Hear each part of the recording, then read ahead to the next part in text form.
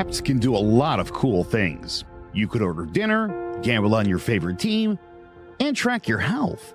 You could even get a mortgage. One click and you can be approved. I'm not sure by who or what country they're in. You deserve more from the mortgage industry. At AnyMac Home Mortgage, we believe in the need for live human interaction during a very complex process.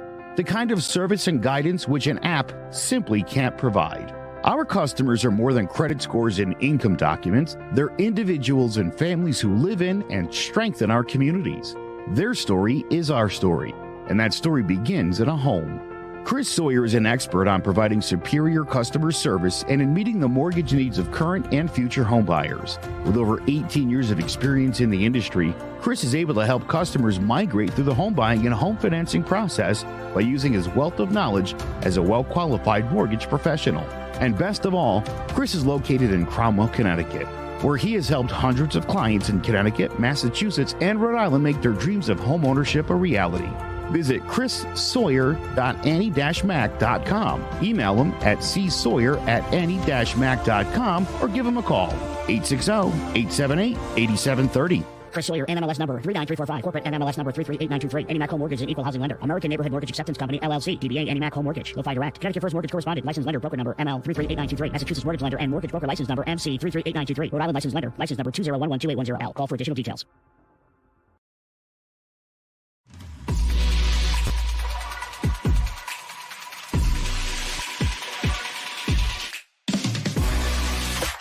Sanderson looking in, zone for a pass. He's looking for King, intercepted. He's going to go down the right side. Lawrence down to the 20, 30, down to the 40. He might go all the way. 3rd down and 7. Good jump off the line by Strahan, who gets the sack. Pressure from Thomas off the edge. Eli Manning stays on his feet. Airs it out down the field. It is caught by Tyree. 4-man rush. Eli throwing into traffic on the sideline. They're going to rule it a catch by Manning.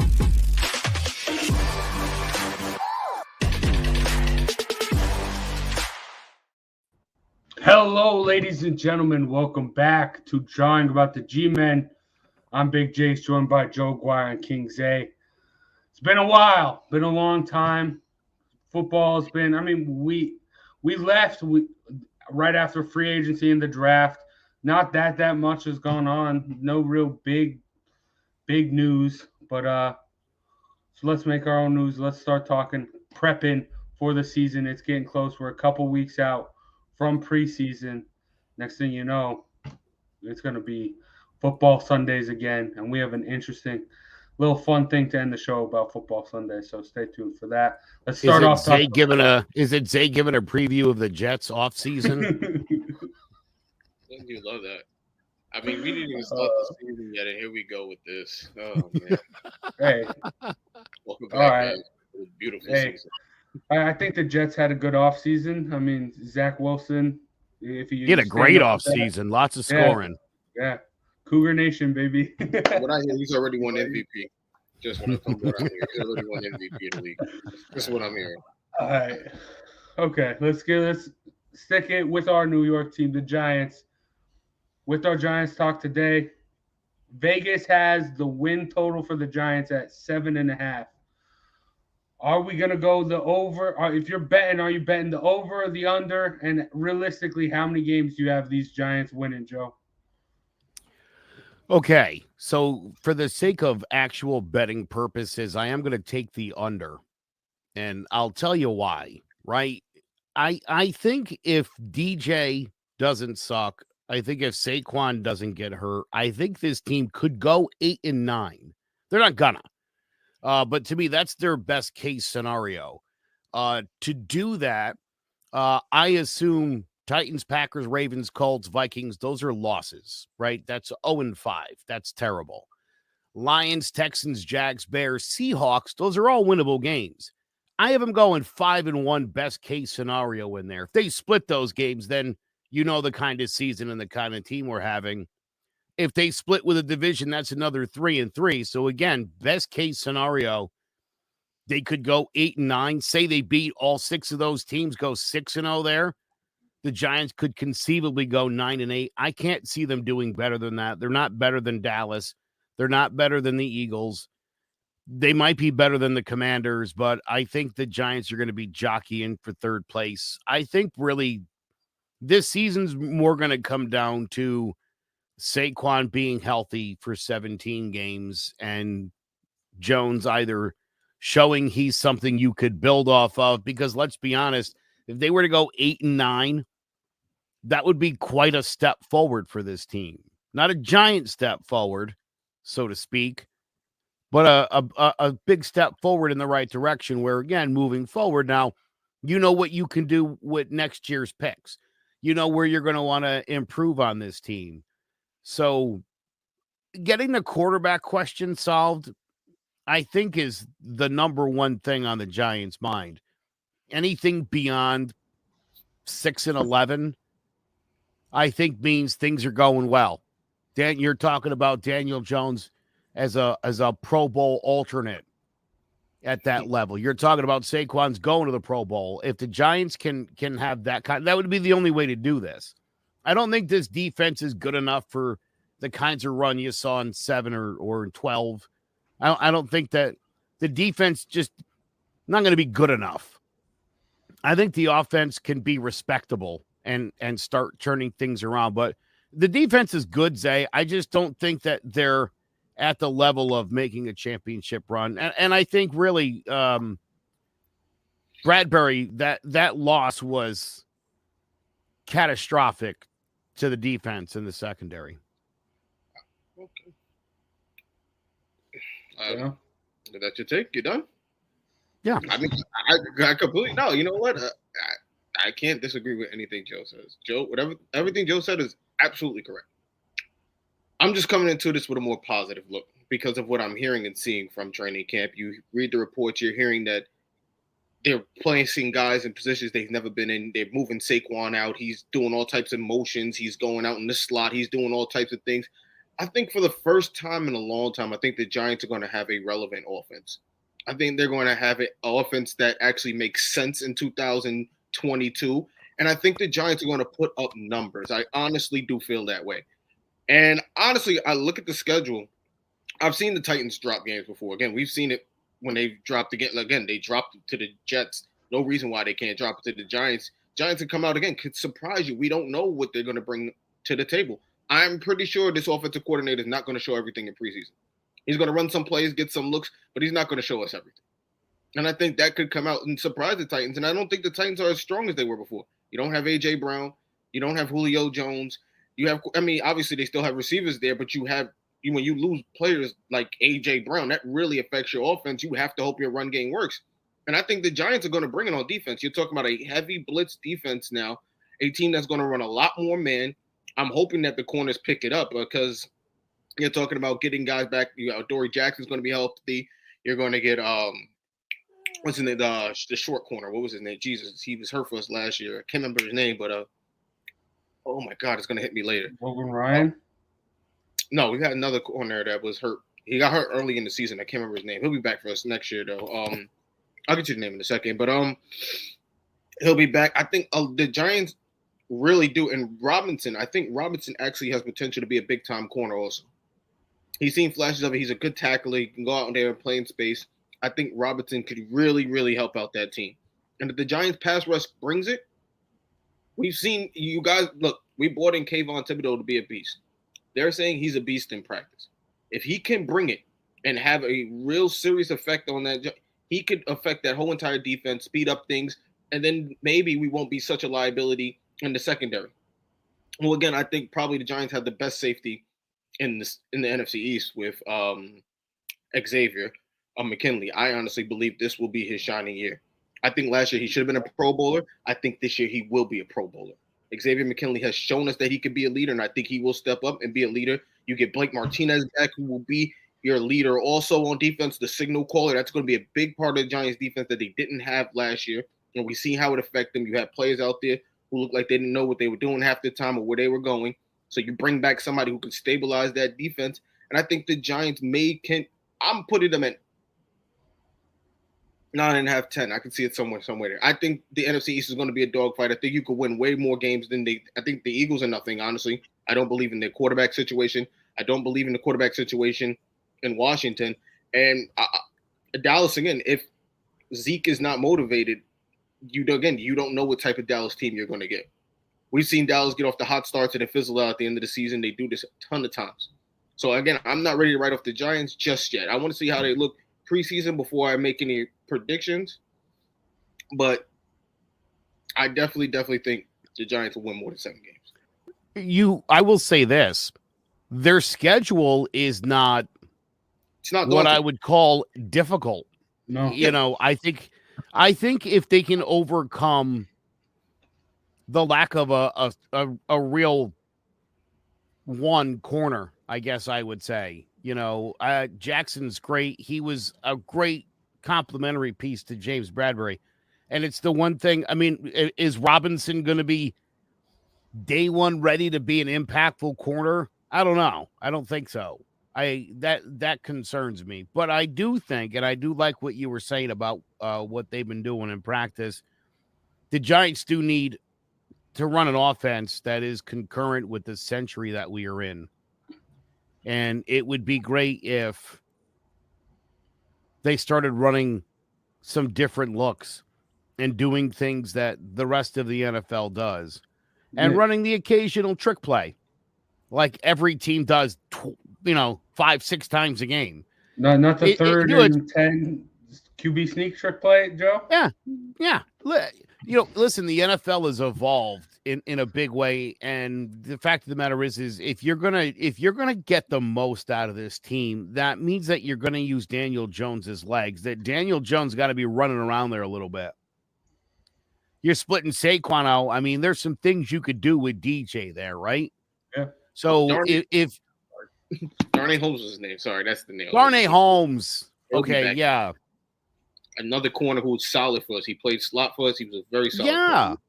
Yeah. Again, there's so many ifs with this team.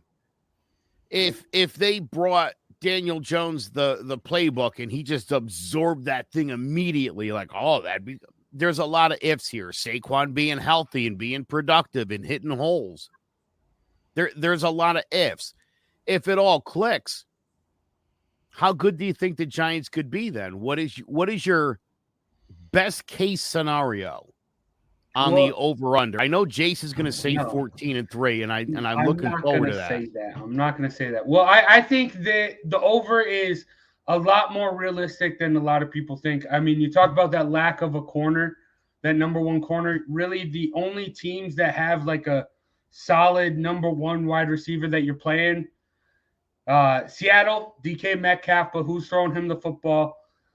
Is CeeDee Lamb? I love CeeDee Lamb. I'm a big CeeDee Lamb guy. Is he at that level for the 2 times a year?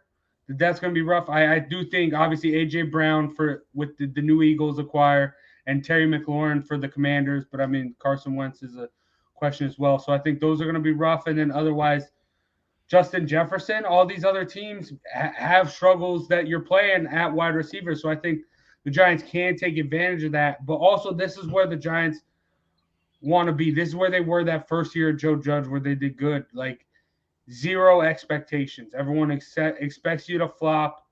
I like that. I mean, 7.5 is a pretty big number for win totals, I think, for the Giants. To be honest, I think it should be lower. But they're last as far as betting to win the NFC East as far as odds go. I think they're in a good spot. They have some solid pieces. We just need to see if those are the right pieces. Joe, you mentioned 8 and 9 being a great scenario for them. But even if they do go 8 and 9, we're still going to be talking here during the offseason. Is Daniel Jones the guy? Should we go after someone in the draft? No, listen, Chase. I think if he doubles his win output, he's our guy. if he that would be fantastic. Double your win total from last year. Win 8 games. Yeah, I'll do business with you for a few more years. Then I would feel, dude. Again, look, it's not even just winning games, because even if say they go 8 and 9, we will probably be like, dude, they easily could be 10 and 7 right now, and they could be. So because that's how the Giants play. And that's how the last 10 years it's been this, Zay, where, I mean, it feels like it's either a blowout or this team is like right there at the end of the game and they find ways to lose. Can they turn it all around? Look who's been in control. It's been lunatics at the head of the thing. We've seen it, guys that just don't understand the game. It seems like the coaching position, at least head coaching position, at least for that more. That's what it seems like. I honestly feel like Daniel Jones going to have he has a group of minds that are actually solid around him that are going to put him in positions to win. They built the offensive line. They built fail safes. Also, they brought in guys who should be able to fill in if guys get hurt. This Giants team has never done this before. We don't do this. You've seen them in the past. They've taken whoever's just available, and they filled it just with slop. These guys have actually took the time out, thought about who they want to put in these positions, who they're going to go after, and who they're going to spend money, and they did it on a little bit of money too. Let's not forget the Giants weren't loaded this offseason, and these guys were smart enough to figure out a way to put something competent in front of Daniel Jones with no money. And then they'll go into next season with more money. So if Daniel Jones does go 9 wins, 8 wins, we're in a good position going in the next offseason. You can bring in somebody who's going to affect the game at a higher level. That's what the Giants want to be. I think 7.5 is more than – I think it's low. I think the Giants have some really winnable games in there. You talk about games against the Jaguars, the Lions, games you should be winning. Not to disrespect any team, but these are games you should be winning. Right. So those games I mentioned, Titans, Packers, Ravens, Colts, Vikings. If you can win one of those games, 2 of those games, 3 of those games, 4 of those games, you're talking about a completely different season now, Zay. That's going to be key is how do they do in those games? But again, more importantly, and where I have this best case scenario slotted is they've got to win 5 out of 6 against Lions, Texans, Jags, Bears, and Seahawks. I agree. If you go 2 and 4 in those games, then we know what kind of season it is, and that's bad. And then finally in the division, are you going to go 3 and 3 and split with these guys, or are you going to go 0 and 6? Because if you're 0 and 6, again, with those other losses to those good 5 teams, that's 11 losses. That's a 6 and 11 season, which I have in bold. If things don't go well, that's about where I see them. I guess I understand where the 7.5 makes sense for this team. I can't see it. No. Zay, I'll say this. Listen, I don't think, and I think especially because if Daniel Jones is terrible, I mean, if he's terrible or he gets hurt, Tyrod Taylor will win some games. I think Tyrod Taylor could win some games for sure. Can he get the Giants to 6 if he was the starter? I think he could. I think that's a realistic expectation of what you could do with this team on paper as is. He's got enough weapons. I don't know that they've got a play. Do you think they could get to the playoffs? Do you think they could be a wild card?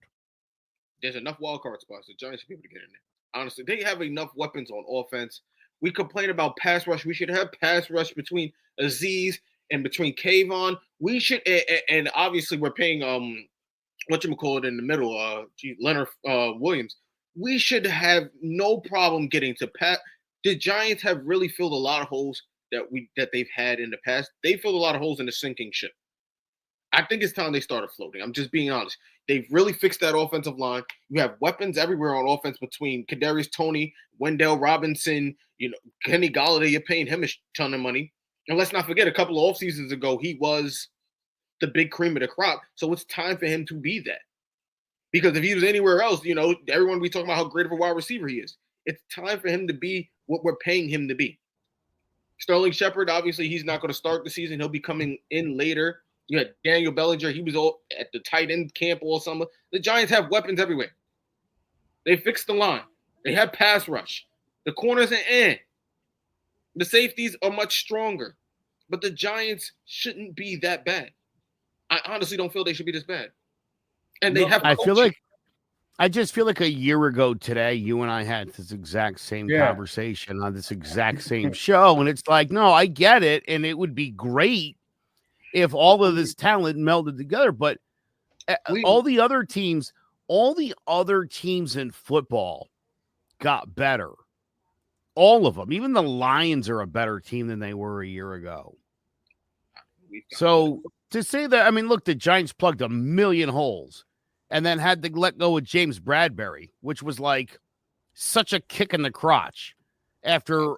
And again, listen, this regime was dealt that hand. There wasn't much they could do. I get it. I'm just saying, at the end of the day, losing James Bradbury doesn't make you a better football team under any circumstances.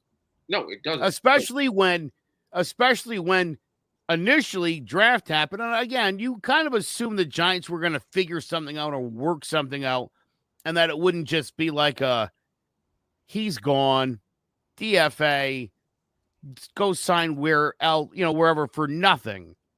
I remember when the Giants signed Leonard Williams to the extension, which Jace, you'll recall, I was very happy about. I love Leonard Williams. I think guys like that are so disruptive to football.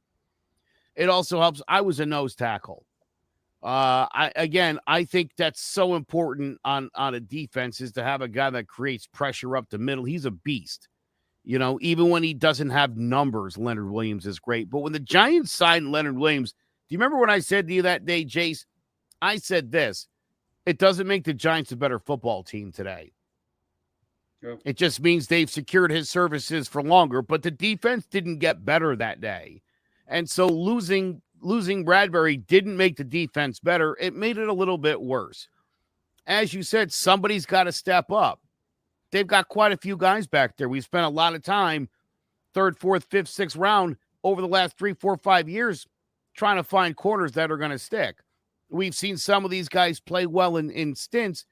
Someone's going to have to really step up and be the other corner. That's huge. I don't think it has to happen that fast. I think you can just be serviceable right now. Again, we didn't have a pass rush before. I think the Giants are bringing a pass rush this year. You guys know I wasn't big on Kayvon. But from what I'm seeing in the clips and what I'm hearing, when I read the articles, he's supposed to be a monster. And if you compare him with Aziz, who apparently put on 50 pounds of muscle or something, 30 pounds of muscle, something like that in the summer, you can talk about not really having to worry about putting your corners in a liability if you're getting to the quarterback. The problem before was we weren't getting to the quarterback. That's why corners were a liability. That's why we had to have great corners, because we couldn't get a pass rush. Now we have a pass rush. And we have our linebacker in the middle who should be able to figure things out for us. Again, I just feel this is a different feel for the Giants. It's funny, real quick. Jackrabbit Jenkins, dude. I remember so many times after games, he'd be like, "I can't cover somebody for 7 seconds. We got to be able to get to the quarterback." You need great corners when you don't have any sort of pass rush. The question is Azeez Ojulari, is he going to have a better season this year as impactfully? Again, doesn't necessarily mean he has to have 10 sacks or whatever, but is he going to be just as effective? I think Thibodeau's going to be. Here's my thing. I love Thibodeau. That was the guy I wanted the whole time. I'm so thrilled and I wanted Neil too. I was so excited that was the two guys that we got here, but I think Thibodeau could be a Lawrence Taylor type factor. You saw it with Bosa in San Francisco. You've seen it with some of these guys where they show up and a defense not instantly, but gradually transforms into one of the top units in the game because of the impact that you make. I was more excited about that when Bradbury could have still been the corner. I worry a little bit if these guys don't always bring it, you're always susceptible to a big completion downfield, and Yeah. So the same was Bradbury. Maybe we had Bradbury was accepted. So, we could get hit with a big ball. It happens. I think Bradbury having this pass rush would be an absolute lockdown guy. Yeah, obviously. Yeah, that's absolutely great. But when the Giants have had pass rushes before that were really good, we didn't even always have the top corners in the league. Fair enough, dude. Corey Webster. One time we did with Sam Madison, and he was always injured. Yeah. 86, dude. Mark Jackson, Terry Kennard. Terry Kennard's nickname by Bill Parcells was Toast because he always got burned. That was in 86, the first time I heard that expression. And it was about the starting safety on the 86 Giants, Terry Kennard, who was terrible. But it didn't matter because nobody was getting the ball down the field because LT was driving you down with Banks and Marshall and Burt and the gang. I think we got two of those guys. I'm going to be real. We got dogs. We got two of those guys. I like what we have. But I'll give you that, say that is the recipe. But the other thing that also, as we were talking here, that it clicked in my head, who won the 4 Giants Super Bowl championships from a coaching standpoint? Parcells and Coughlin. Right. And what could you say about those guys? I don't mean old and white. What else would you say about those guys? I mean, they're honestly both legendary NFL head coaches. Yeah. Like, coaching really does matter. And I'm sure Bob McAdoo is one day going to get a chance to really show what he can do. Joe Judge. I just, listen, I think that the head coach of the New York Giants, I don't know how great this, Brian Daboll's going to be. Maybe he'll evolve into that. Parcells certainly did. But you need a coach who's a really, really good football coach. Yeah. And it really does matter if this guy's the right guy. Everybody loves him, but everybody loved Joe Judge too.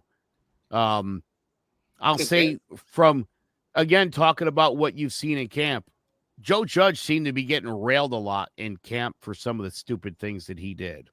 They're not saying nothing about. Yeah, we're not hearing about fights. Yeah, right. And so I'm thinking to myself, like, all right, I think even the media digs this guy. The players are buying in. You plugged a bunch of holes. What do we have here? Maybe you have something. It's easy to also be like, well, the Cowboys always blow it. But the Cowboys also always win like 9 or 10 games. Like, that's a shoo-in. That's a problem. Wow. The Eagles are a better team. Is Jalen Hurts a real quarterback? Maybe. The Eagles have lost a lot. I wouldn't go that far. They've gained a lot. What are you talking? Okay. Yes, they gained. Look, again, A.J. Brown is only as good as his quarterback throwing him the ball. I don't believe they have a quarterback. They don't. I'm sorry. Okay. All right.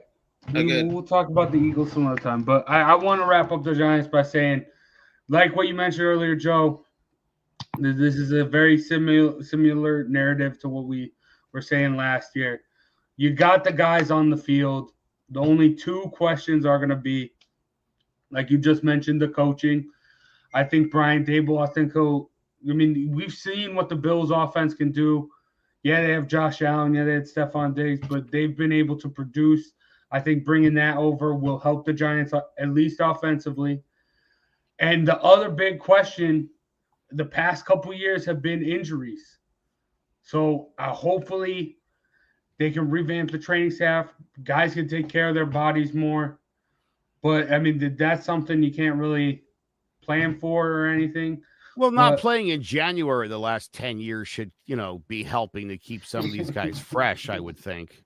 There you go. That's one thing about this Giants team. They're very young. They're very young all around. Yeah. So we just need, what? Too dumb to know better. I'm coining the phrase right now. Okay. This young Giants team goes on a run. That's what it's going to be. I like that. I like that a lot. But, even if no one's expecting the playoffs this year. This is a stepping stone year. There's too many playoff teams for you not to expect it every year. There's too many playoff teams. You're right. But, all right. Let's take a quick break, hear from more sponsors, and then we'll stop talking about the Giants, talk a little bit about other teams in the NFL. So we'll be right back after this. There's no bigger investment than home ownership. And to make sure the house is up to your standards, you need a professional to look it over. Brian Flanagan from Shamrock Home Inspections is a licensed home inspector and a member of the Connecticut Association of Home Inspectors. Brian was a contractor for over 15 years, so he knows how homes should be constructed and how mechanicals should work. What makes me a good home inspector was the 20 years that I was a home improvement person, doing all the different repairs that I have done and what other people have done wrong that I had to go out and fix. So I have a pretty quick eye on seeing what's right and what's wrong. Before you move, call Shamrock Home Inspections.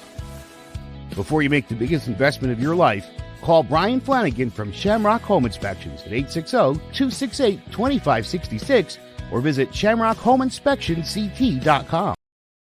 All right, big shout out to Shamrock Home Inspections for sponsoring today's episode. Just talking about the Giants win total. Let's talk about Super Bowl favorites. Let's talk about a little bit more betting. As of right now, the Bills, Brian Daboll's former team, Vegas has them as the favorites to win the Super Bowl at what's the number there? It's plus 10,000, isn't? What? Giants plus 10,000? Plus 10,000. Jeez. Joe, you taking that? What do you think, Zay? I'll throw a couple bucks on the Giants. Who knows? You never know. Yeah, what the hell? I mean, it's not gonna happen. Why not? Yeah, dude, not for nothing. Almost every golf tournament, I find like has-beens and like names I know, and I'm like, buck on this guy at like plus 50,000. Yeah, why not? Who cares? It's a buck. Yeah, 10 plus 10,000. I would do it. I mean, because look, if they get to the playoffs, then you start sweating. It gets fun, you know. Yeah, why not? Even if they get a wild card, you start sweating. You're like, oh my god. Well, you see what they've done before. All right, but who is the actual favorite in your eyes, Joe? Is it Buffalo or someone else?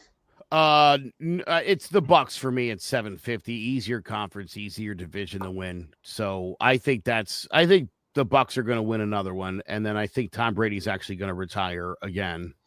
As ridiculous as that sounds, here's three other ones that I really like, and I like the. I think you'll like these two. I like the Chargers at plus 1,600. I like the Bengals. I can't believe the Bengals plus 2,000. And I know Zay hates these guys, but the Titans at plus 3,000. Dude, healthy D train's running for like 2,500 yards. Oh my God. Titans don't got it at quarterback. Tannehill's but they fantastic. don't have to pass the ball anymore. AJ Brown's gone. We've seen what happened. Derrick Henry. Yeah, they replaced AJ Brown with like a younger, saner, slightly faster version of him. I'll take that guy all day for a third of the price. All they've been saying in training camp is he can't complete a pass. He's inaccurate. Look, the game is faster. Liberty ain't D1. It ain't the SEC. It's D1, excuse me, but it ain't, it ain't the big time. It's a faster game in the NFL. They said he is terrible. I don't even think Malik Willis is going to play at all. Yeah, no. I wouldn't. Not at least for 2 years. Okay, Maybe. so. If ever. Ooh, all right. I'm just saying, you never know, dude. It's hard. I think Joshua Dobbs is a great quarterback. He'll never get a chance in this league. It's hard. It really is. If you're not a first or second round pick, there's no definite opportunity you're even going to get a shot at the gig, no matter how good you might be. That is facts in the NFL. For Dak to have been a third round pick and to have turned into what he's turned into is very rare in this league, because it's, again, how did he get the gig? It was the result of an injury. Dak was really good, though. I think Dak was overlooked. I think he was really good. He was really good in college. Sure, and we could end up saying the same thing about Malik Willis. But no, I think that fight really ruined it for him. That fight he got into right before the draft, he was hanging out at, I guess, a concert or something. He got into a big old fight. He got knocked out, whatever. I think that really affected his character, and I think that's why he fell further in the draft, if I'm being honest, because they care about all his characters. Ish. Unless you're the Cowboys. So, makes sense. Right. It's nice that some teams don't care what your criminal background is. It's fair. I wish more teams thought like that. Jeez. Cheat a little sometimes. Anyway, no. Look, the Patriots done it. It's got them how many championships? Why you gotta cheat? Yeah, but I mean, they also had Tom Brady and the best coach in football. So, But Super Bowl favorites. You know what though? Hmm. We've got morals on this team. That's why Plexico Burris is gone. That's why we got rid of all pro kickers, Josh Brown and Aldrich Rojas. Remember the DWIs? Yeah. I'm glad the Giants have this high moral code. It's done so great the last decade. yeah. You know, all these teams hanging up to Lombardi, and you're like, you know what though? We're doing it the right way. I wish we had a criminal. Anyway. Oh God! All right, Zay, who you guys your Super Bowl favorite right now? I would have to say the Rams. It's like, yeah, you lost Odell, you might get him back, but you pick up Allen Robinson, you get Aaron Donald, probably the best player in football, back. I mean, how are they not the favorites? Like, that's just how I see it. Obviously, I can understand what Joe was saying. I think the Rams are stacked. I think obviously adding Allen Robinson and the possibility of adding Odell Beckham back at the midpoint of the season, somewhere to the end. Obviously, he has to heal a little, and then they'll try to work him back, and we've seen how he can be effective for them. And again, I think this is Vegas saying there's no way Matthew Stafford wins back-to-back championships. Which is crazy. We know him to be a good quarterback. Matthew Stafford's thrown for 5,000 yards many times on a terrible team. Yeah. And you keep giving him weapons. I don't see how you get a healthy Cam Akers back for the full season. Like, how are they not the favorites? What are they, fifth? Are they like the fifth? Is that I feel like they were down the list a little bit. Fourth. What a slap in the face. You got the Bills, the Bucks, and the Chiefs all ahead of them. They're like, we just did this like a few months ago. What? Yeah, but I mean, the Bengals teams. I agree with Joe. The Bengals, obviously, they looked absolutely dominant in the playoffs against probably one of the machines in the AFC who don't even have their best weapon anymore. So how are they not the favorite? Like, I guess I don't know. See, somehow Justin Herbert, according to Las Vegas, has a better chance of winning a Super Bowl than does Joe Burrow. I'll bet you this one, and I'll put this on. Y'all can put me on this and quote me for this. The Patriots will win a Super Bowl before the Chargers do again. The Patriots will win before the Chargers. Justin Herbert will not win one. I honestly think the Patriots could probably, if anything, they'd be my sneaky favorite, my dark horse for this year. Have the Chargers never won a Super Bowl? Is that right? I don't think they've. No, they haven't. Are they one of the handful of loser teams? I believe so. Yeah, they've all right. So 94 was the year they the last year they were in it and lost. Yeah, I agree. The Chargers are a franchise I think is doomed to never win a Super Bowl. And even with LT and Phillip Rivers, which is probably your best chance. Sean, all that whole entire Quentin Jammer, you had stars everywhere. You couldn't win. You couldn't beat the Patriots. Superstars on offense, defense, head coach, legends all around. Nothing. Yeah, no. Hard to explain. Mac Jones will win one before Justin Herbert. Quote me on it. Write it down. All right. Jace, write that down too, though, because if they do happen to win the Super Bowl this year, we will want to use that cut in a promo. Yeah. About say. Yeah, no, you could definitely keep that one. Okay. You imagine it'll be you saying Herbert said, and it'll be him holding up the Lombardi Trophy with like the game-winning touchdown pass.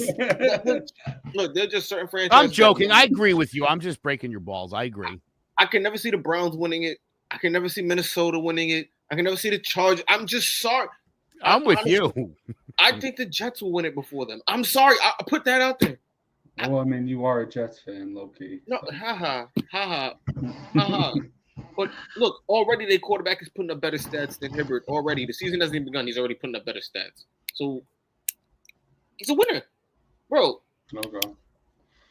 Did you mention the Arizona Cardinals as a team that'll never win a Super Bowl? I don't talk about the Arizona Cardinals because if Daniel Jones has a good year, they screwed it up for the Giants. And now we're gonna have to pay him a ton of money. Yeah. Okay. All right. You ever think about that? I just can't ever see a team in the desert winning a Super Bowl. Doesn't sound right. Do we realize Daniel Jones has to win one playoff game to be almost $100 million guy? $200 million. Think about what Kyler got, and he hasn't won one. Daniel Jones won one. Just one. Yeah. Very true. But let me wrap up this topic. Yeah, I got the Bills as a favorite. I mean, even I still think they are, especially with the addition of Von Miller. And if OBJ plays him with Josh Allen, I think that would be, if he can get healthy, that's going to be scary. But my dark horse, though, plus 4,000, the Las Vegas Raiders, the Fresno State connection, Derek Carr to Devontae Adams, plus Chandler Jones there on the line, in the pass rush. I think this is a team. We talked a lot last year. They were exceeding expectations. Now they have some stability. Josh McDaniels there in a head coach. He knows what it's like to be great. He's been around New England. I think this is a team that can compete for a Super Bowl even.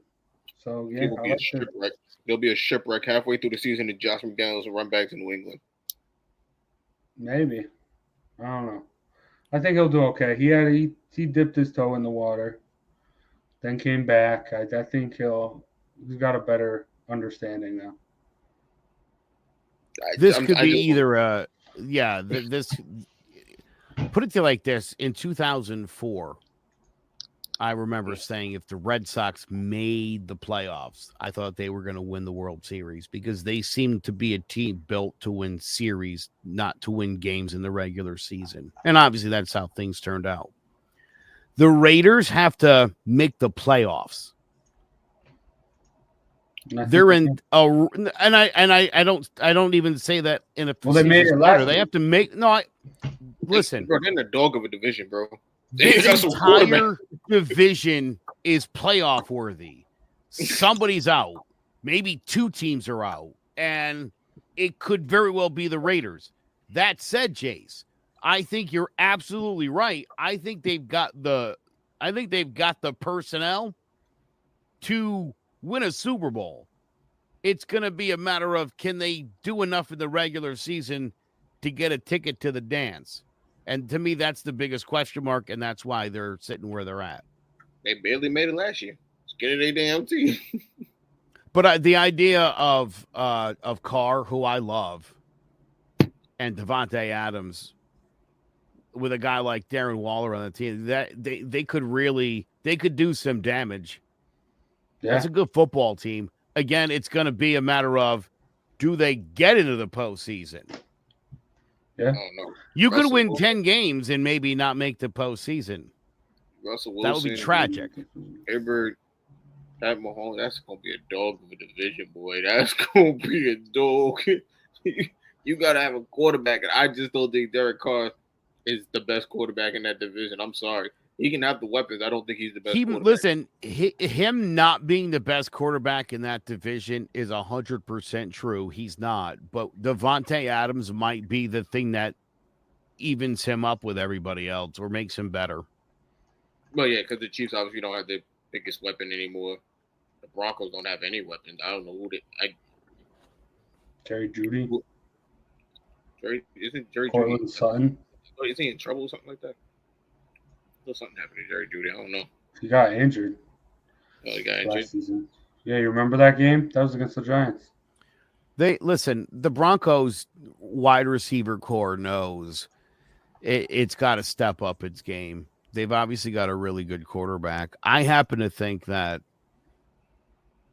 Russell Wilson's on the downslide side of his career, if you will. I don't see him getting tremendously better in the next 2 seasons.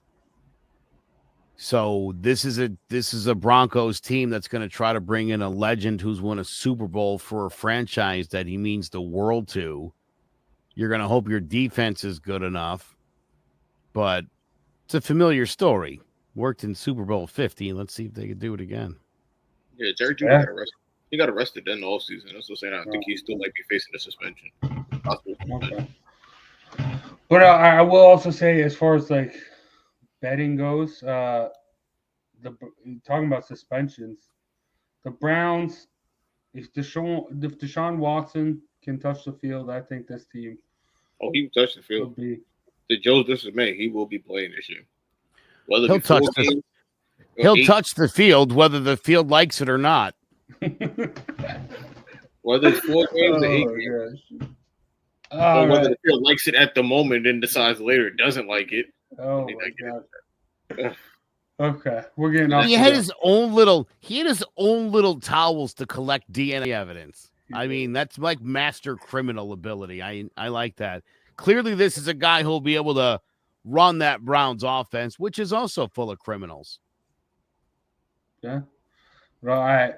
Listen, the Browns. Listen, I get it. The Browns are so terrible that you have to take wife beaters and whatever you want to serial massage getters or whatever weird. Don't do that, because if the Panthers and the Seahawks knew it was only going to be 4 games, they would probably took it close to 8 games. They would have took the same chance. I think.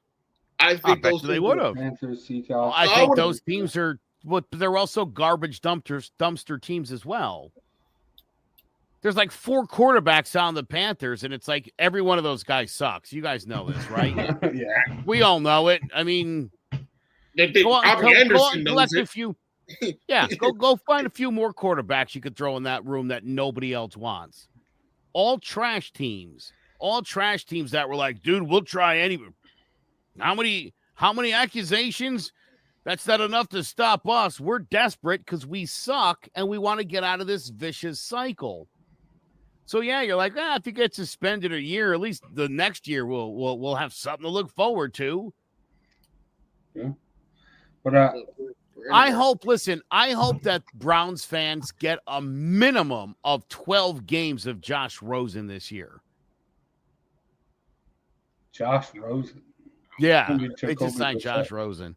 Jacoby Brissett is terrible. Everybody knows he's terrible. Anybody who thinks that guy could navigate through an 8-game or 12-game or 16-game suspension is out of their mind. Jacoby Brissett is not. He should not even be in the NFL. It's a shock that there's guys that are unemployed and this guy's got a job. The idea that I would bring Tim Tebow in before I gave the reins to Jacoby Brissett. All right. Kick him out the group. Tim Tebow. All right, took it too far. Tebow. You took it too far. Come on, guy. Yes, we're getting a little wild, a little rowdy. And we have something a little wild and fun after this last message from one of our sponsors. We can expect another wet summer in Connecticut, and that means more mosquitoes than ever. If you don't have your home serviced for mosquito control and you find you're spending most of your outside time swatting those little pests, or you did have your yard sprayed but you still have bites all over your body, you're in luck. Mosquito Shield of Central Connecticut provides the best value in mosquito control services because of how they treat your yard using the Mosquito Shield tailored treatment system. All mosquito control service is not the same. They don't use a fixed schedule or an identical product, one-size-fits-all service program. You can't control mosquitoes on a set number of sprays or visits. Unlike the competition, Mosquito Shield of Central Connecticut will service you for the season, whatever it takes to provide superior results. The promise has awarded them an industry-leading customer retention rating of 90%. Visit MosquitoShieldCNCT.com to schedule an appointment with Wade DeCesare and enjoy the rest of the summer mosquito-free. Big shout out to Mosquito Shield, the goat of protecting you from mosquitoes. Speaking of goats, new segment, Goated. Going to discuss who is the goat in a given category. Starting off today, what is the GOAT of game day food? When you're sitting back watching footballs for hour on end on a Sunday, what must you have? What's the number one food for you to have there, Joe? We're going to start off with you. Oh, well, it's a giant sub, and it could be from anywhere. It could be any kind of sub, any kind of meat. It could be tuna. It could be seafood and crab. It could be your favorite meat. It could be turkey. It could be ham, capicola, whatever you like. It doesn't matter as long as you have lettuce, tomato. You put all the fixings on it, little oil and vinegar, some mayo if that's your fancy, whatever you like. But it's got to be a sandwich. I want to be able to keep going back to it if I'm watching, a slate of games for 7 or 8 straight hours. A sandwich. It's the gift that keeps on giving. Yeah. Now, if we're I knew you talking were gonna go snack with that. food to go along with it, that's pretzels. I personally, some people like the rods, some people like the sticks, some people like snaps. Personally, I'm a hard sourdough kind of guy. Those are the big, fat, thick ones that take a lot longer to eat. I'll gnaw one for an inning or a quarter. Every couple of drives, I'll break one. I'll put a little mustard on it, spicy mustard. I'm like Obama in that regard. I like the Dijon. Some of them come with the mustard on it, like the little mustard powder on it. Yeah, that's dope, isn't it? And then finally, on a kind of a desserty, I'm a big peanut M&M guy. I like to take a big bowl, throw some peanut M&Ms in there. This is what I call my white suburban male trail mix. I'll take some snow caps, put some snow caps in there. I've got some lightly sea salted cashews and almonds, and I'll mix that all together. That is a fun little treat to have on the side if you're trying to be somewhat health conscious, even though it's not at all. Damn, I don't know why, but when I thought of this, I figured you'd say either pretzels or a party sub or whatever. Yeah. Both of them. So that's all I do. If you've ever seen me watching a game, that's pretty much it. It's a sandwich and a bowl of my trail mix. I mean, I like the sandwich. I don't know about pretzels. Trail mix is okay, but dude, even George As Bush the used goat, to watch the football with pretzels. Pretzels are a staple. Pretzels It's are a- the goat of anything. Bro, there's like 45 different styles of pretzels. Why do you think that is? It's far superior to your chip. They suck so much, you got to get away from them. Why did he talk about pretzels like it's Kama Sutra? It's just pretzels, guy. Pretzels have been in bars and associated with drinking since alcoholism first became a term. Pretzels has a long history of being the unsanitary food to eat at a bar. Okay, they would just put bowls of pretzels out, and you just dip your hands in the. This was during the Spanish flu of 1917. I mean, and people were still doing it. That's how much pretzels mean to people. Jace, you might not even know this. President Bush was watching a football game and nearly choked to death on a pretzel. Darn. Yeah. Excuse me. And Secret Service didn't know he was in there almost dying. Damn. That's how powerful a pretzel is. It can take down a president. Okay. I mean, I like pretzels, don't get me wrong, but goat status, I don't know. I don't know. Pick a better chip than a pretzel. What's better than a pretzel? Cheese puffs? Normal fucking I'll chips. get into Doritos? I'll get into that in a second. I don't like potato chips. Potato chips are greasy. Well, they're not good for you at all. Even the nice kind made from real potatoes. Yeah, it's like you don't want that. Okay. I don't know. Maybe it's the New Yorker in me, but my whole list is greasy. It obviously has to be pizza. I'm a New York. Papa John's, Domino's, go get it from the local spot, run to the city, get a pie.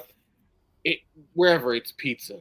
For me, that's just what it is. It always has been and always will be pizza. Because you can pair that with almost anything. You could put wings, you could put soda. It's great. It's pizza. You can't go wrong. You can eat it any time of the day. And you can eat it when it gets cold. You don't even got to technically get up to warm it up.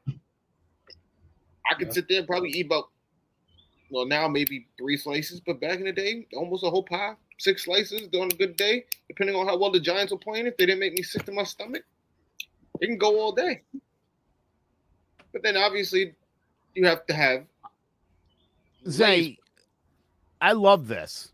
because after halftime, I do have to put some of the sandwich back into the fridge for a while to stay fresh. And you're right, the pizza can just sit there literally all day. You could even fall asleep, wake up watching Sports Center at 2A, and have a little midnight snack. Can't go wrong with it. But make sure you have your Lay's with it. Lay's is the best potato chip, in my opinion, ever created. I don't care what flavor you have it, sour cream, barbecue, ranch. I don't care. I love Lay's. Lay's are a favorite. And no, I don't like wavy. They have to be regular, original. I don't like the wavy, sorry. And if I am being healthy and want to be healthy, I will have some pistachios. You never can go wrong with those. You can eat those literally all day. I thought one day I was going to die from pistachios. I ate it literally all day. It did nothing. I mean, it did it. I think it's probably the greatest peanut. I'd argue it's probably the greatest nut. Peanut. I couldn't think of anyone better. I'm sorry, did you try to kill yourself by eating a lot of pistachios? I couldn't follow that story. I have an addiction. I literally have to hide it. Like, it's real bad. I love almonds and cashews a ton. Nuts are great. Yeah, but the almonds they get dry. No, I like pistachios a lot too. That's been a more recent thing for me. You've been a long time pistachio guy. It's got to be yes, and it has to be shells, because I don't understand how they get in the season on the unshelled ones. I don't know who's picking it. I always feel like they're taking them out the shells, they're sucking on them, and they're throwing salt on them. I don't like it. It has to be shelled. Don't bring me unshelled pistachios ever. That feels like an episode of 2020 in the near future. Do you like pistachios? That's how they make them. See, that's too much work. I don't like the show. Yeah, there's a big salt machine just falling on them. Yeah. Honestly, how could you crack a pistachio and not eat it? How could you? I don't know. So how are you making unsalted pistachios? Even if you did a few like that, eventually you would have to. Right. You would. You're totally right. I don't know. Somebody needs to investigate unsalted pistachios, unshelled pistachios. Investigate it. I don't trust those. Nah, the shells are too much work, bro. I just want to sit back, relax, and just munch. You know what? It's funny that you say that. You know what fruit I love? You know what I love a ton, but it's too much work? What? Cherries. Oh, yeah, with the pits. They eat around the pit. Dude, it's like, I'll eat a couple, and I'm like, you got to spit the seed out, and it's too much. You got to, collect them. Cherries would be, if you could figure out a way to get that stupid seed out, oh, my God, all day. Like seedless grapes. You have to eat seedless grapes. You can't eat it with the seeds. Yeah. Sorry. Yeah. It's retarded. Yeah. I've never been a big sunflower seeds guy because of the shells and that stuff. So I'll be honest. I'm a huge fan of watermelon. The seeds. I just eat the seeds are a bit much. There's a lot of. Don't like watermelon. Sorry. Don't like it. Can't stand it. I hate watermelon. I'm so sorry. Oh, it's so good. Especially during the heat wave, like now. So good. Yeah, it's mostly they're. You know what it is? They're made of water. They're very water heavy. Oh, maybe that's why they call water. Well, it is. Yeah, they're. Yeah, I can't believe. I was going to say that, and I'm not going to say it. I can't believe you don't like watermelon. I won't make because I just assume everybody does. But no, I'm not surprised. All right. It's not for everybody. No. All right. Listen, the top two foods, none of y'all said. I mean, Zay mentioned it. But then there's the real GOAT of game day food is nachos. You can get the coffee table, put some aluminum foil over it, just put a mound of chips, put cheese all over, guac, sour cream, salsa all over, and just sit there all day with a big table of chips and just go at it while your friends are there. Nachos, that's the go. I just want to feel good about myself after that. Well, he's literally taking his ottoman and he's oiling it, and that's where the nachos are. Here's my problem with nachos. It's twofold. Number one, you got to eat those nachos in the first 45 seconds, and then after that, it's wet, it's dry, It's sometimes you pick one up. Why? What's the floppy ones? What happened to that one? I don't even know what happened to that one. And what Zay knows what I'm talking about. Yeah, Zay Zay knows what I'm talking about. Sometimes you grab a nacho, and the very end of it is still crispy, and you pick it up, and it's just flapping in the breeze. Well, What happened to that thing? First I'll off, tell you what. it I'm putting that absorbed all back. the cheese. Zay, I don't eat that one. Cheese. First off, second off, listen. Those aren't nachos. There was no wrong answer. You did it. No. Nachos are goated. Oh my god. Nachos are goated. Oh You my have whatever God. you want. You're a picky eater. Oh, I don't like guacamole. Oh, let me just take it. Oh, there's even some chips that don't have cheese on them. So if you like, I prefer you pick tortillas. If you pick chips and dips with like tortilla, I'd be like, yeah, I could agree with that because that's dope. But nachos. Listen, I'm not talking about the fake cheese. You got to do your real, actual cheese. Any cheese. It Put cools that down, on there. and then you got three. No, when it stuck cools down, together, yes, Zay. it's just Just a a hot big chunk of rubbery cheese. mess. It's not That's so good. good. That's Dude, good. that mound of nachos by the 4 o'clock game it's a disaster. I mean, it's gone by the 4 o'clock game. We're round 2. I hope it's going by the first quarter of the first. Well, there game. you go. Yeah, it's by the end of the Giants' first 3 and out. If you haven't finished the nachos, just throw them out. It's over. No, You missed the window. no. You missed the window. It was about a minute and 34-second drive. It was a pass that hit Barkley in the feet. It was a 1-yard run up the middle. It was an incompletion off Ingram's hands, and then they punted, and the nachos are no good now. Thank God we never going to say Ingram again. Thank God we never going to say That is, I mean, that is, by the way, addition Week by 7. subtraction of the offseason is the loss of Butterfingers Ingram. Yeah. That gets you 4 more games right there. That wins you 3 more games. You just won That yourself very well 3 more. could. Yeah, Maybe. literally, right? All right. Put it like this, dude. The next time the Giants, with like $1:30 to go on a 3rd and 5, need to complete a pass, just knowing Evan Ingram's not an option, I feel better. like 80% chance that you could get that conversion. Yeah. Yeah. Well, all right. Oh man. I want to wrap this up with my honorable mention, though. Wings. How do we not mention wings? I mentioned wings, but You mentioned them, but Well, wings are great. it's Zay, can I tell you where he went wrong? And it shocks me. But as everyone can see, Jace has lost some weight. He's eating better, and he's mistaken 2 complimentary side dishes for main courses. Nachos, again, is what you warm up. We warm up with that before you eat something different. Okay, nachos is a warm up food. It's why literally you. no, that's the beauty of it. It's for only meant to game be day eaten food. just to wet your Hey, palate a that's- little bit. I mean, You Joe, get rid of that's that the weird beauty of nacho. a You game move it, day and then you food. You're order your always main course. munching. You're always munching. There's no meal. There's no big meal to be like, oh, I'm done. I'm stuffed. You're Jace. always munching throughout the whole day. If I showed up at your house and you just had wings, nothing else, I would leave. I'd have wings I didn't and realize nachos. they weren't serving lunch here. Wings, that's it? You've never had wings. Oh, Wings look, are a there's meal. celery and carrot sticks to go along with it. You could dip it in the blue cheese or the ranch if you prefer. That is a side dish. That's why they're not drumsticks, they're wings. It's a side dish, and then you have 3 slices of pie. Okay. It's a warm-up act. Don't confuse a big giant grinder, which is a sandwich for multiple people. That's the thing, though. Game No, day. I you just could've want to said be hot munching, dogs. watching games. Ribs, anything, sausage. I would have gave you anything. You nachos? That's a side. Nachos.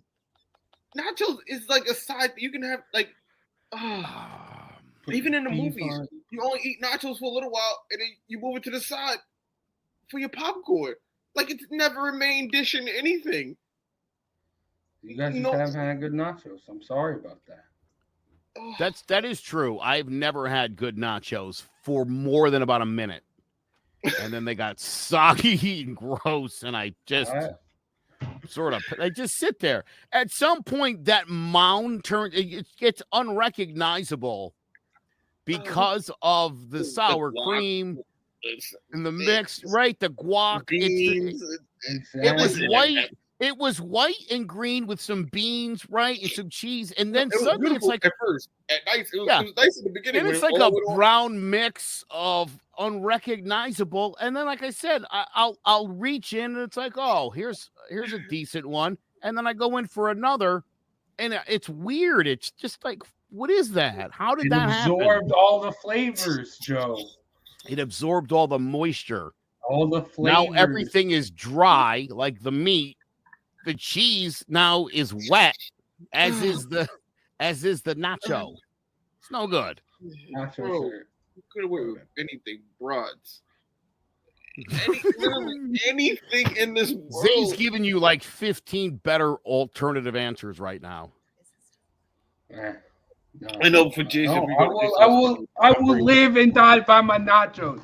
They're goated. They're great. I'm bringing my own lunchbox. Jason, invite me. If you invite me over for the game, I'm bringing my own lunch because you're gonna have to. It's only got nachos. He's bringing the nachos. I guess we'll have to bring a pizza and a giant sub. You can't absorb the alcohol with nachos. What? You don't want to absorb it so you can get more effed up. You want your body to absorb it. Nachos is the number one shared dish on a date that leads to date rape. Honestly, statistically speaking, because it's not very filling. It's not very good. You start eating it for that first enjoyable minute, and then what happens? You go right to the drinking. And that's what happens. It's dangerous food. Dangerous on a lot of levels. You're an asshole. Should be ashamed of yourself. What the hell? Oh, God. You jackass. All right, this has been fun.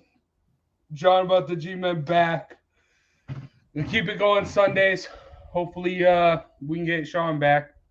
But who knows there. But this was fun. Hey, next week's we should do side dishes for watching football games if you've already got pizza and a giant sub. Like the other things you might want, like, nachos, wings. You ever feel like you're the only one that did your homework on the front of Bro, you guys are wild. Nachos are great. So they're great for a while, just not for the whole game. That's short window. The whole game, they're great. Yeah. But that's why you got to put the tinfoil to keep them warm. But all right, okay. That's gonna do it. Great Giants talk. Great overall NFL talk. I'm excited to get the season back going. Us back in the swing of things. Probably complaining a lot about the Giants. Who knows? Hopefully, we'll have some more uplifting weeks than the past couple. Because I don't know. It's hard. It's hard to go. By the way, if anybody wants my white suburban male trail mix recipe, I'll post it on Joing About the G-Men's website.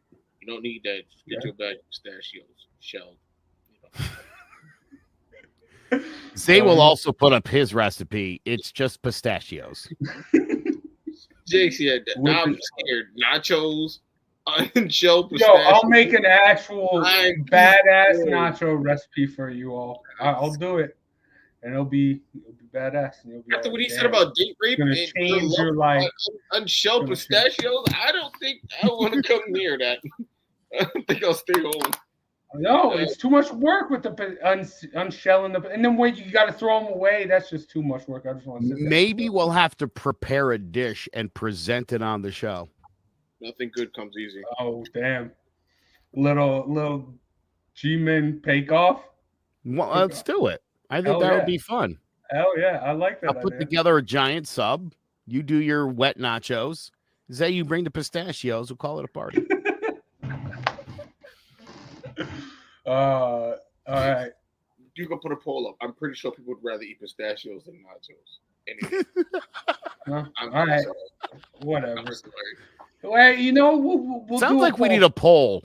We'll do a poll. Let's poll the audience and see where they're at.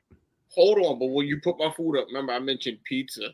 If we're gonna go main dishes, you gotta go pizza, sub, nachos. Yeah. and nachos are gonna win. And then when you do side dishes, you could do pistachio, nachos, and whatever. What said Joe? What you said your side dish was? Pretzels. Pretzels. Oh, pretzels. And again, could be your choice. Sticks, snaps. Oh my god! All right. You know the ones that have the checkers across the side. I will say peanuts have as much history as pretzels do in a bar. Very true. But but you picked pistachio, so for peanuts. But think about what happened to peanuts. What happened to them? You tell me. They're not in bars anymore. All right. Pretzels. Nut pretzels allergies. just won out. I see peanuts in bars. Nut allergies. We don't touch it. Nobody eats peanuts in a bar. If you just saw a bowl with peanuts at a bar, you wouldn't eat it at this point in life. It doesn't feel right. It's just like this. Okay, look, they compete in places. They compete on planes too. People eat more peanuts on planes than they do pretzels. So look, they compete. I disagree with that. Another poll. You should call a stewardess is what we need to do. Find out what's really happening up 50,000 feet. I think it's pretzels are winning the day. I'm sure we could Google it. Dude, I went to the grocery store real quick. Last thought. I went to the grocery store yesterday. There's like a wall, like an 8-foot section. I was honest to God. I mean, there were so many different styles of pretzels. And then I went by the peanut section, and actual peanuts, it's just like one small, No, stop it. They all go under the same umbrella. Don't do that. Cashews. No. Almonds had its own little section, which it shared with cashews because, they're minor foods. Well, I mean, if we're talking about like the different flavors of that stuff, as far as the nut section, they do it small. to almonds. No, it's not. Are you kidding me? Compared to everything else, honey roasted nuts. You have mixed with lime now. You have them mixed regular salted. You have them unsalted. You can get them. Stop it. There's so many variations you can get nuts. You can get a with chocolate flavored almonds. I don't want to hear this. I don't want to hear this. This man is nuts. Okay. No pun intended. Oh, damn. All right. That's going to be the next debate, I guess. Nuts versus pretzels. Who wins? That'll be another poll. Nuts versus pretzels. But all right. Big shout out to Clovercrest Media for sponsoring today's episode. Make sure you check out clovercrestmedia.com for a bunch of other great podcasts along with more information about this podcast. And also big shout out to Annie Mac Home Mortgage, Shamrock Home Inspections, and Mosquito Shield for sponsoring today's episode. That's going to do it for John about the G-Men. For myself, Big Jace, Joe Guire, and King Zay. We'll see you next week to talk more Giants football. Take care, everyone.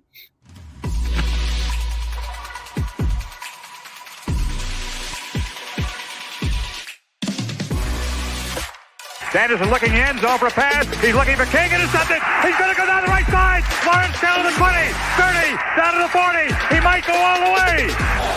3rd down and 7. Good jump off the line by Strahan, who gets the sack. Pressure from Thomas off the edge. Eli Manning stays on his feet. Airs it out down the field. It is caught by Tyree. 4-man rush. Eli throwing into traffic on the sideline. They're going to rule it a catch by Manning.